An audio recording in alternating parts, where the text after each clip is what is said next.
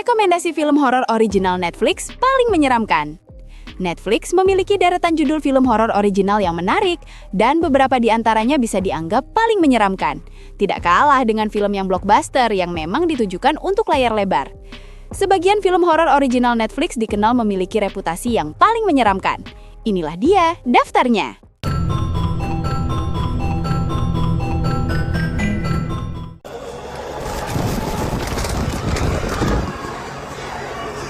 Incantation 2022 adalah film horor asal Taiwan yang berhasil menghadirkan pengalaman menonton yang berbeda dan sangat mengganggu secara psikologis. Disutradarai oleh Kevin Ko, film ini mengusung konsep found footage yang dipadukan dengan elemen interaktif horor, membuat penonton seolah ikut terlibat langsung dalam kutukan yang menjadi inti cerita.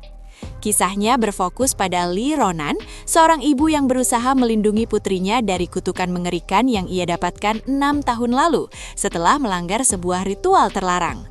Alur cerita disajikan secara tidak linier, perlahan mengungkap asal-usul teror melalui potongan video, rekaman, dan narasi langsung ke penonton. Pendekatan ini terasa efektif dalam membangun rasa tidak nyaman dan ketegangan yang konstan. Kekuatan utama Incantation terletak pada atmosfernya. Alih-alih mengandalkan jump scare berlebihan, film ini bermain pada sugesti, simbol keagamaan, dan rasa takut kolektif. Akting Chai Suan-yen sebagai Ronan tampil meyakinkan, memperlihatkan keputusasaan dan rasa bersalah yang mendalam. Sinematografinya sederhana namun mendukung nuansa dokumenter yang realistis. Secara keseluruhan, Incantation adalah horor yang cerdas, berani, dan efektif secara emosional. Film ini bukan hanya menakutkan, tetapi juga meninggalkan rasa tidak tenang bahkan setelah kredit penutup bergulir.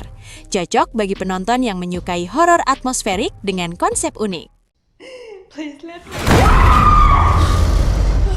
No One Gets Out Alive 2021 adalah film horor supranatural adaptasi dari novel karya Adam Neville yang dirilis di Netflix. Film ini menggabungkan elemen horor klasik rumah berhantu dengan drama sosial tentang kehidupan imigran tanpa dokumen di Amerika Serikat. Ceritanya berfokus pada Ambar, seorang wanita asal Meksiko yang setelah kehilangan ibunya, datang ke Cleveland untuk mencari kehidupan baru dan terjebak di sebuah rumah kos kumuh dengan latar belakang misterius dan para penghuni lain yang juga rentan. Kekuatan utama film ini ada pada premisnya yang unik. Ketakutan biasa dikaitkan dengan ketidakpastian kehidupan nyata para imigran yang rentan. Perjuangan Ambar untuk bertahan hidup tanpa akses layanan formal dan rasa takut deportasi memberikan dimensi emosional yang kuat sebelum unsur supranatural benar-benar terasa. Akting Christina Rodlo sebagai Ambar mendapatkan pujian karena mampu membawa penonton merasakan keputusasaan dan ketegangan yang dialami karakter utamanya. Namun, dari segi horor klasik, film ini menerima ulasan campuran. Banyak kritik menyebut elemen hantu dan teror rumah tua terasa klise dan kurang efektif. Serta beberapa adegan dan adegan klimaks akhir dianggap tidak memuaskan atau terlalu aneh sehingga mengurangi ketegangan.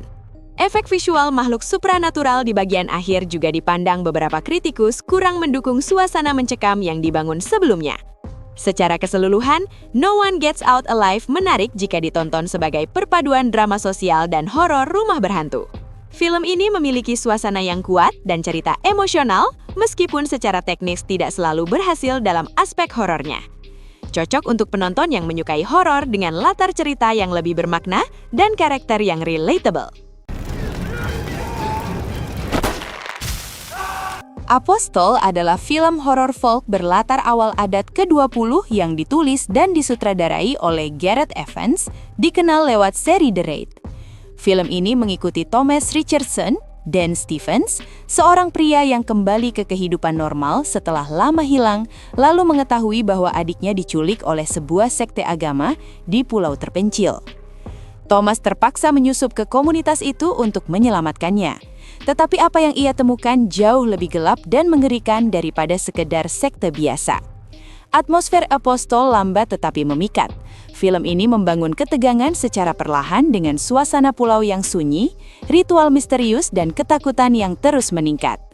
Pencahayaan gelap yang muram, setting era 1905 yang kotor dan terpencil, serta desain suara yang mencekam, membuat film ini terasa nyaris hidup dan nyata. Kulit sekte yang tampak religius berubah menjadi citra teror psikologis dan kekerasan brutal, memberikan nuansa horor yang tak nyaman dan menyiksa. Salah satu kekuatan utama Apostle adalah performa Dan Stevens yang membawa karakter Thomas dengan intensitas emosional tinggi, serta Michael Sheen yang memerankan pemimpin sekte dengan aura mengancam. Namun film ini juga dibalut dengan kekerasan eksplisit dan alur yang kadang terasa lambat serta agak membingungkan, sehingga tidak semua penonton akan menikmatinya. Secara keseluruhan, Apostle adalah tontonan horor yang gelap dan tidak konvensional, cocok untuk penikmat folk horor yang menghargai ketegangan atmosferik dan tema-tema kekuasaan, agama, serta pengorbanan.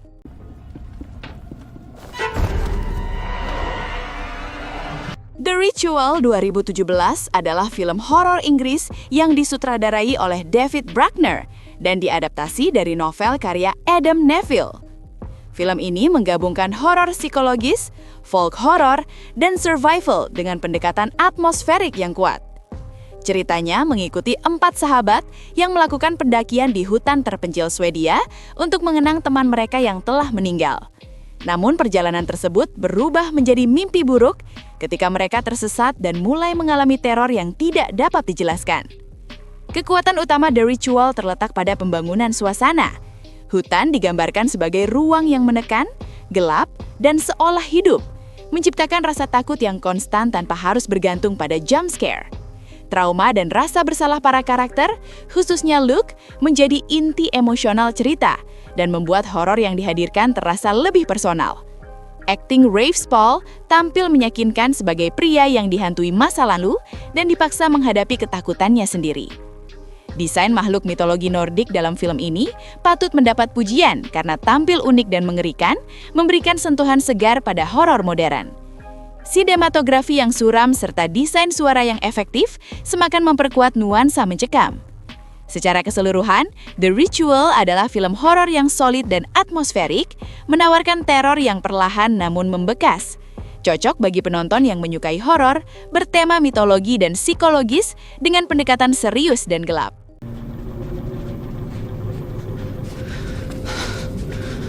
Under the Shadow 2016 adalah film horor psikologis karya Babak Anfari yang memadukan teror supranatural dengan latar sejarah dan tekanan sosial. Berlatar Teheran pada era Perang Iran-Irak tahun 1980-an, film ini menggunakan konflik politik sebagai fondasi ketakutan yang terasa nyata dan relevan. Pendekatan ini membuat horor yang disajikan tidak hanya menakutkan, tetapi juga syarat makna. Cerita berfokus pada Shideh, seorang ibu muda yang terjebak di apartemennya bersama sang anak di tengah serangan udara dan pembatasan sosial terhadap perempuan. Kehadiran makhluk gaib bernama Dijin menjadi simbol dari trauma, rasa bersalah, serta tekanan psikologis yang ia alami. Teror hadir perlahan, dibangun melalui suasana sunyi, ruang sempit, dan rasa terisolasi yang terus menekan karakter utama. Kekuatan film ini terletak pada atmosfer dan simbolismenya. Horor tidak disajikan secara eksplisit, melainkan melalui sugesti dan ketegangan emosional. Akting Narges Rashidi sebagai Shideh tampil kuat dan meyakinkan, membawa penonton merasakan ketakutan sekaligus keputusasaan seorang ibu. Sinematografi yang minimalis dan desain suara yang efektif semakin memperkuat nuansa mencekam. Secara keseluruhan, Under the Shadow adalah horor yang cerdas dan matang, memadukan kritik sosial dengan elemen supranatural secara seimbang. Film ini cocok bagi penonton yang menyukai horor atmosferik dengan kedalaman cerita dan pesan yang kuat.